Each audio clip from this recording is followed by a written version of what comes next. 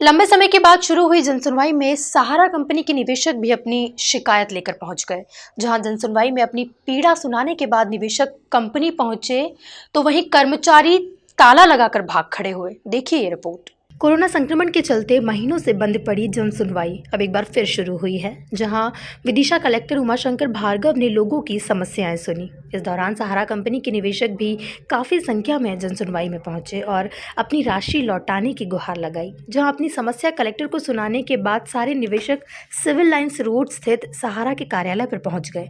यहां नाराज निवेशकों के आने की सूचना मिलते ही कंपनी के कर्मचारी गेट पर ताला लगाकर भाग चुके थे। इस बात से नाराज निवेशक पहुंचे और नारेबाजी की और अपना ताला भी गेट पर लगा दिया। हम सब सहारा में हमारा पैसा जमा है, निवेशक हैं, और मेरे साथ में आप जितने भी लोगों को देख रहे हैं सबका पैसा यहाँ पर सहारा में जमा है। सहारा ने सन 2013 के बाद से लोगों के पेमेंट जो भी निवेश राशि की थी अभी तक वापस नहीं की है, और आगे हम जब भी सहारा में आते हैं तो हमें कुछ टाइम 15 दिन, महीने, 2-4 महीने का टाइम देकर भड़का देते हैं। सहारा के साथ साथ में जितनी सहारा दोषी है इसके इतना ही हम उसके लिए सरकार को भी दोषी मानना है, क्योंकि सरकार की कई नीतियों के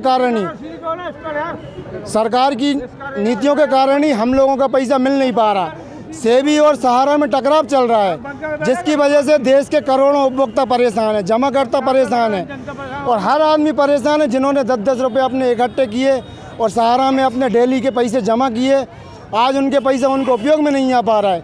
किसी के घर में कोई बीमार है, बिटिया की शादी है, मतलब हर घर में कोई ना कोई समस्या है। कोरोना की वजह से सबकी हालत ख़राब है, दवाई नहीं ले पा रहे भैया। उसके बावजूद भी सहारा में हमारा पैसा हमें वापस नहीं मिल पा रहा। 2 लाख जमा है हमारा। आज हमने सर्वप्रथम कलेक्टर महोदय से मिले और प्रधानमंत्री महोदय के नाम हमने ज्ञापन कलेक्टर महोदय के द्वारा यहाँ पर दिया है। प्रधानमंत्री, गृह मंत्री, वित्त मंत्री और मध्य प्रदेश के सीएम, मुख्यमंत्री महोदय के नाम हमने ज्ञापन दिया है, और उनसे कलेक्टर महोदय ने हमसे अभी 2 महीने का कहा है कि 2 महीने में हम इसका कुछ निराकरण करते हैं।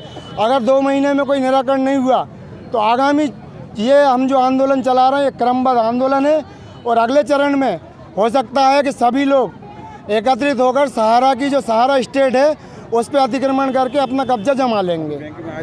बैंक में हमने यहाँ पे सभी लोगों ने मिलकर तालाबंदी कर दी है, ताला डाला है सहारा का। भारत सरकार और सहारा सेबी इन तीनों की आपसी मतभेदों के चलते देश के करोड़ों निवेशकों का पैसा सहारा में उलझा हुआ है।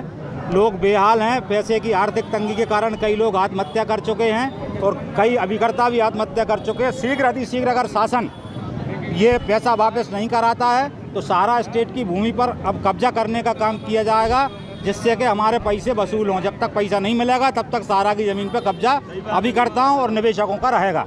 वहीं अब देखना होगा कि आखिर कब तक इन निवेशकों को न्याय मिल पाता है। Bureau report, MP news, Vidisha.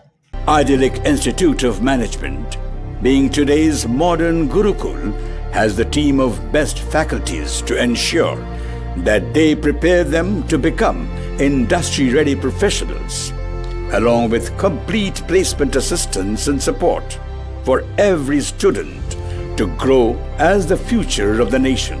Idyllic Institute of Management,